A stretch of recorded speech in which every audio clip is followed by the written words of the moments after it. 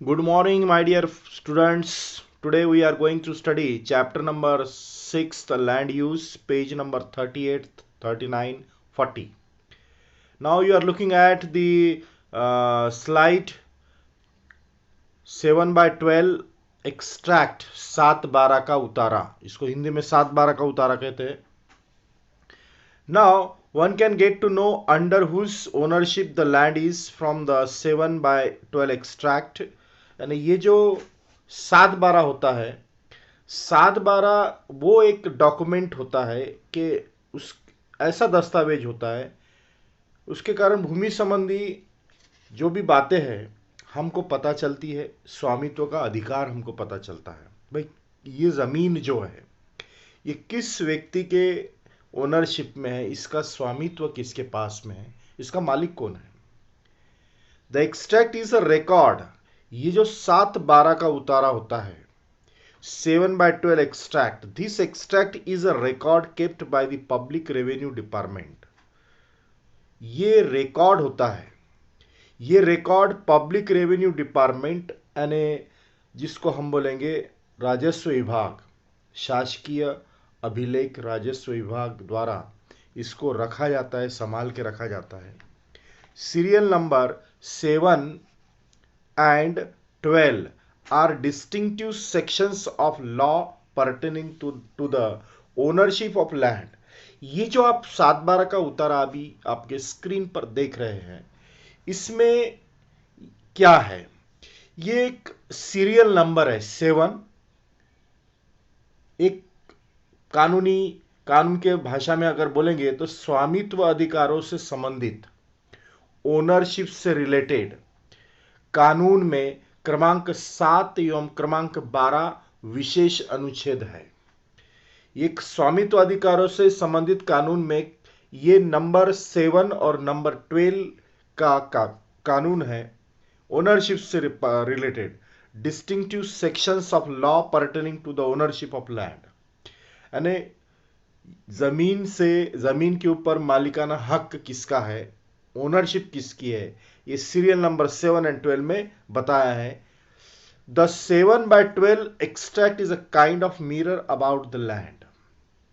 ये जो एक्सट्रैक्ट है 7/12, इसको जिसको 7/12 का उतारा कहा जाता है, यह एक प्रकार से हमको भूमि का दर्पण कह सकते हैं. इसको हम 7/12 को भूमि का दर्पण है. जैसे हम मिरर के सामने खड़े होते हैं तो हमें अपना चेहरा दिखता है और हम अपने चेहरे पर क्या क्या चीज़ें हैं, कैसा दिखता है, नाक कैसी है, कान कैसे है, इसका साइज कितना है, गोरे है कि काले है, ये सब हमको दर्पण के सामने दिखता है, आईने के सामने दिखता है, मिरर के सामने दिखता है. In the same manner 7/12 extract 7/12 का उतारा जो होता है, इट इज ये जो है one kind of mirror about the land. ये लैंड का दर्पण होता है, यानी प्रत्यक्ष रूप से किसी लैंड पर न जाते हुए हम 7/12 को देखकर बता सकते हैं कि वो लैंड कहाँ है, किस रोड पर है, उसके चारों तरफ से किसकी लैंड है, उस लैंड के मतलब मालिक कौन है, वो कितनी है, उसका मतलब साइज कितना है, वो कितने एकड़ लैंड है, उसका मतलब पूरा टोटल उसके अधिकार किसके पास में है, वो किसकी थी, किसके पास में गई और आज किसके पास में है, इस सारा उसके ऊपर लिखा हुआ होता है. आप देख सकते हैं कि आपको 7/12 का ये जो सैंपल दिया है, इस सैंपल में आप मतलब देख सकते हैं 7 का सैंपल देख रहे हैं आप. इसमें बताया है कि गट क्रमांक और उपविभाग और सुधारना पद्धति, उसके बाद में भोगवटदार वर्ग 1. अब भोगवतदार वर्ग 1 यानी ये ज़मीन किसी के मतलब ओनरशिप में है, उसका भोगवटदार 1 जो है वो उसका मालिक है. अब ये ज़मीन परंपरागत रूप से ट्रेडिशनली मतलब कहाँ से पूर्वजों के माध्यम से आई है उसके पास में, तो उसमें नाम होते हैं कि भाई अपने दादा के दादा का नाम, फिर उसके बेटे का नाम, फिर उसके बेटे का नाम, फिर उसके बेटे का नाम, generation to generation it passes ये जनरेशन टू जनरेशन पास होता है एक दूसरे के नाम पर, और ये मतलब पारिवारिक रूप से जो भी इसके हकदार होते हैं नेक्स्ट जनरेशन उसका नाम इस पे चढ़ता है। सो दिस इज 7/12 एक्सट्रैक्ट, ये 7/12 एक्सट्रैक्ट है। नाउ ये गांव नमूना 12 है। ये गांव नमूना 12 में आप देख सकते हैं, यू कैन सी कि यहाँ पर बताया है कि गांव का नाम दिया है वडजिरे, तालुका दिया है पारनेर, और जिला दिया है अहमदनगर। इस 12 गांव नमूना 12 में पिका खालील क्षेत्राचा तपशील, यानी जमीन पर, लैंड पर कितनी फसल बोई हुई है और वो फसल कितने क्षेत्र में है ये पता चलता है। कौन सी फसल है, हंगाम कौन सा है, जैसे कि रब्बी की फसल है, खरीफ की फसल है। रब्बी और खरीफ क्या होता है? रब्बी ये अक्टूबर या नवंबर महीने में जो फसल बोई जाती है और मार्च में काटी जाती है उसको रब्बी की फसल बोलते हैं, जैसे गेहूं, चना वगैरह ये रब्बी में आते हैं। और खरीफ जो होती है जून जुलाई में बोई जाती है, जिसमें कपास होता है, मूंग होता है और ज्वार होती है। तो ये रब्बी और खरीफ का बाइफर्केशन है। खरीफ ये जून टू अक्टूबर चलता है, रब्बी अक्टूबर टू मार्च चलती है फसल। तो ये बाइफर्केशन हुआ। हंगाम, हंगाम बोलते हैं उसको, जिसको हम पीरियड बोल सकते हैं। जैसे कि अपना फर्स्ट टर्म का होता है जून टू मतलब अक्टूबर, और सेकंड टर्म का अपना पीरियड होता है अक्टूबर टू मार्च। उसी प्रकार से ज़मीन में भी हंगाम होता है, पीरियड होता है, जिसको खरीफ और रब्बी कहा जाता है। खरीफ जो बरसात में आती है, रब्बी जो विंटर सीजन में फसल आती है। और इसके बाद में इस गांव नमूना 12 में बताया है कि अ, मिश्रणाचा संकेत सिंचित है खेती की क्या है, खेती में पानी की सुविधा है या नहीं है, कोरडवाहू है, घटक पीके व प्रत्येक का खालील क्षेत्र, यानी उसमें कौन से दूसरे और फसलें हैं, और वो फसलें कितनी, मतलब कौन सा पिक उसमें लगाया है, कौन सी फसल है, और वो कितने क्षेत्र में लगाई हुई है, उसके नाम और उसका मतलब पूरा रिकॉर्ड इसके अंदर बताया जाता है। इस प्रकार से ये 12 गांव नमूना 12 होता है। So we have seen the 7/12 extract is a kind of mirror about the land. 7 by extract एक प्रकार से भूमि का दर्पण कहलाता है।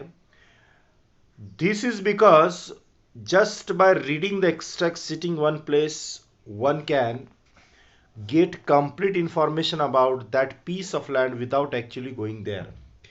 यानी प्रत्यक्ष उस भूमि पर न जाकर भी उसे हम भूमि से भूमि से संबंधित पूरी जानकारी बैठे बैठे घर पर हमको मिल सकती है। हम उस 7/12 का उतारा देखकर, 7/12 एक्सट्रैक्ट को पढ़कर हम बता सकते हैं वो भूमि कैसी है, उसका मेजरमेंट क्या है।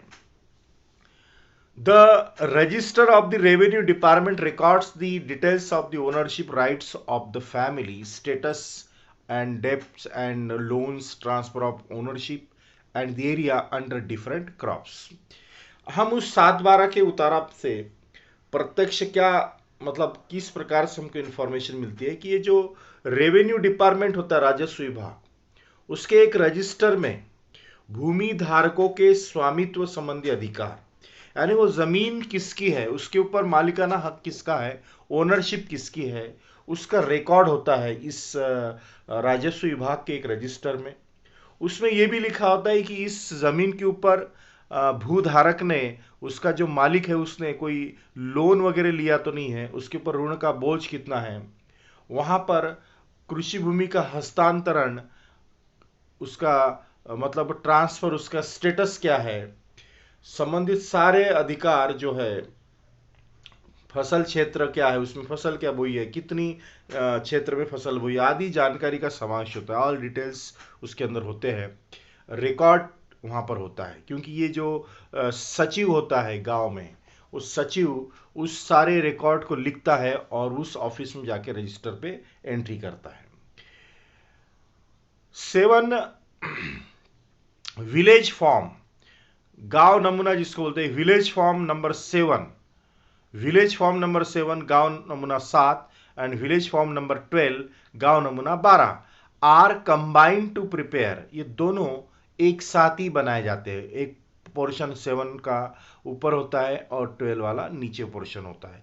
These village forms are available with the talathi of every village for land and revenue collection purposes. ये जो फॉर्म होता है 7-12 का उतारा, दोनों एक ही फॉर्म होते हैं। एक पार्ट 7 का ऊपर होता है, 12 का पार्ट नीचे होता है। और ये फॉर्म जो है, दिस फॉर्म इट इज, ये जो फॉर्म होता है ये तलाठी के पास में होता है। तलाठी एक पोस्ट होती है गांव में, जो गवर्नमेंट सर्वेंट होता है, गवर्नमेंट सर्विस है एक तलाठी की। तलाठी की पोस्ट होती है, वो गांव का पूरा रिकॉर्ड, जिसको पटवारी कहा जाता है, गांव का पटवारी। तो इनमें गांव का नमूना 7 एवं गांव का नमूना 12 मिलकर 7-12 एक डॉक्यूमेंट तैयार किया जाता है। इसलिए इसे 7-12 के नाम से जाना जाता है। भूमि एवं राजस्व के प्रबंधन हेतु प्रत्येक गांव के पटवारी के पास में गांव का नमूना होता है। अब ये गांव का नमूना मतलब क्या है? गवर्नमेंट जो है ये रेवेन्यू कलेक्ट करता है। इट इज द मतलब वर्क ऑफ द गवर्नमेंट। एक गवर्नमेंट का काम होता है कि गवर्नमेंट क्या करता है, रेवेन्यू कलेक्ट करता है फॉर रेवेन्यू कलेक्शन पर्पजेस। यानी रेवेन्यू कलेक्शन पर्पजेस के लिए 7-12 का उतारा बनाया जाता है, और बाकी डिटेल्स जो होते हैं उस लैंड के वो भी होते हैं उसमें। So these forms are available with the talati of every village for land and revenue collection purposes. How is the 7/12 extract read? यानी 7/12 extract 7-12 को कैसे पढ़ा जाए? फर्स्ट पॉइंट बताया है कि ये जो 7-12 का पेज जो होता है डॉक्यूमेंट, इसको किस प्रकार से पढ़ना चाहिए, इसका तरीका क्या है पढ़ने का। ऑक्यूपेंट क्लास 1 जिसे कहा जाता है भोगवटदार 1, जिसको रैतदार भी कहा जाता है। रैतदार, भोगवटदार 1 या फिर occupant class 1। It means the land over which ownership rights are available through generations. This is ancestral property. ये एंसेस्ट्रल प्रॉपर्टी होती है। एंसेस्ट्रल प्रॉपर्टी यानी हमारे पूर्वजों की होती है।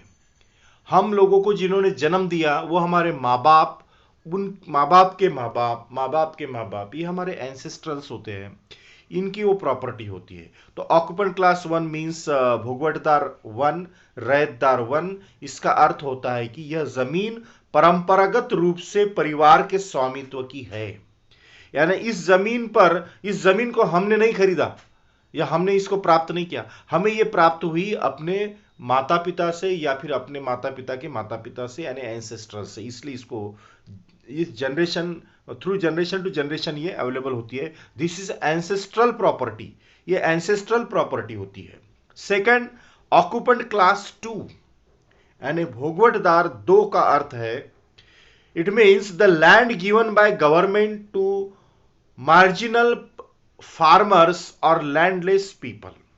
जिन लोगों के पास में जमीन नहीं होती है, जिसे हम भूमिहीन लोग कहते हैं, या अल्प भूधारक लोग जो होते हैं, यह भूमि अल्प भूधारक अथवा भूमिहीन को दी गई भूमि होती है, वो होता है ऑक्यूपेंट क्लास 2। यानी उस 7-12 की उतारा पर अगर ऑक्यूपेंट क्लास 2 लिखा है या फिर भोगवटदार 2 लिखा है, इसका मतलब वो जमीन उसको एंसेस्ट्रल प्रॉपर्टी नहीं है उसकी, वो जनरेशन टू जनरेशन उसके पास में नहीं आई है। It is the land given by government, वो लैंड उसको गवर्नमेंट ने दिया है टू द मार्जिनल फार्मर्स यानी अल्प भूधारक जिसको हम बोलेंगे, या फिर लैंडलेस पीपल या फिर भूमिहीन लोग हैं, उनको दिए हैं। Such land can be sold, leased, pledged, given as charity और transferred only with the sanction of the district collector. इस प्रकार की जो लैंड होती है जो गवर्नमेंट ने दी होती है अल्प भूधारक या भूमिहीन व्यक्ति को, जिलाधीश के अनुमति देने पर ही इस जमीन को बेचना, उसको किराए पर देना, गिरवी रखना, दान करना या इसका हस्तांतरण किया जा सकता है। यानी जो जमीन गवर्नमेंट ने किसी अल्प भूधारक को या फिर मार्जिनल फार्मर्स या लैंडलेस पीपल या भूमिहीन व्यक्ति को दी है, वो एंसेस्ट्रल प्रॉपर्टी नहीं है, परंपरागत रूप से वो नहीं मिली है उसको। तो ऐसी लैंड को सोल्ड करना, लीज पर देना, प्लीज करना, मतलब किराए पर देना, गिरवी रखना, दान करना या उसका हस्तांतरण किया जा सकता है by only the permission with the sanction of the district collector, यानी जिला न्यायाधीश, जिलाधीश जो होता है उसके अनुमति देने पर ही इस जमीन के बारे में ये सारी चीजें हो सकती है। थर्ड पॉइंट है below that under assessment the amount of tax levied on the land is given in rupees और पैसे। इसके नीचे आकार, आकार दिया अर्थात भूमि पर लगाया गया कर, आकार यानी कर हो गया, वो रुपए या पैसे में दिया रहता है, यानी इस पे क्या आकार लगाया, क्या कर लगाया, क्या टैक्स लगाया इसके ऊपर, वो टैक्स जो है रुपए और पैसे में दिया है। नेक्स्ट है in other rights the names of other joint holders are included. This also shows the status of loans taken for agriculture and whether they have been repaid or not। यानी अदर राइट्स में क्या आता है, other rights यानी अन्य हक, अन्य अधिकार। इसमें the names of other joint holders, दूसरे ज्वाइंट होल्डर्स जो होते हैं अन्य अधिकार में संपत्ति पर अधिकार रखने वाले अन्य लोगों के नाम रहते हैं, यानी उस संपत्ति पर, उस लैंड पर और भी किसी का अधिकार है तो उनके नाम भी उसमें होते हैं। साथ ही यह भी देख सकते हैं कि संबंधित भूमि पर लिया गया कर्ज चुकाया है कि नहीं, यानी इस भूमि पे अगर कोई लोन लिया है, कोई कर्ज अगर लिया है तो उसके ऊपर लिखा होता है और यह भी लिखा होता है कि इस कर्ज को अभी मतलब चुका दिया है या नहीं चुकाया है, इसको पे कर दिया है नहीं किया है, इस सारी डिटेल्स उसके ऊपर लिखी होती है। प्रॉपर्टी कार्ड, अब प्रॉपर्टी कार्ड क्या है, संपत्ति पत्र कहा जाता है इसे, प्रॉपर्टी कार्ड को। Ownership of non agricultural land is recorded on the property card. अब यह संपत्ति अकृषि भूमि वर्ग में है तो पंजीकरण संपत्ति पत्र में किया जाता है, यानी ये जो यदि संपत्ति अकृषि भूमि वर्ग में है, मतलब जिसको नॉन एग्रीकल्चरल लैंड कहा जाता है। नॉन एग्रीकल्चरल लैंड में अगर कोई लैंड आती है, कोई ओनरशिप आती है या फिर कोई संपत्ति आती है, it is recorded on the property card, वो प्रॉपर्टी कार्ड पर रिकॉर्ड होता है। This document showing ownership rights and the area of the property is made available from urban land records, वो अर्बन लैंड रिकॉर्ड्स में होती है। स्वामित्व संबंधी अधिकार एवं क्षेत्र दिखाने वाला दस्तावेज नगर भूमि अभिलेख विभाग द्वारा दिया जाता है। नगर भूमि यानी जिसको हम बोलेंगे urban. It has the following information, city survey number, plot number, amount of tax, area of property assessed, right to assess etcetera. अब इसमें नीचे दी गई जानकारी होती है, जैसे सिटी सर्वे क्रमांक होता है, अंतिम प्लॉट क्रमांक होता है, कर का मूल्य होता है, संपत्ति का क्षेत्र होता है और बंटवारे का अधिकार भी होता है। ये प्रॉपर्टी कार्ड में लिखा होता है। ये जो रिकॉर्ड इसका मेंटेन होता है, this document showing ownership rights and the area of the property it is made available from urban land records में आता है। Thank you very much.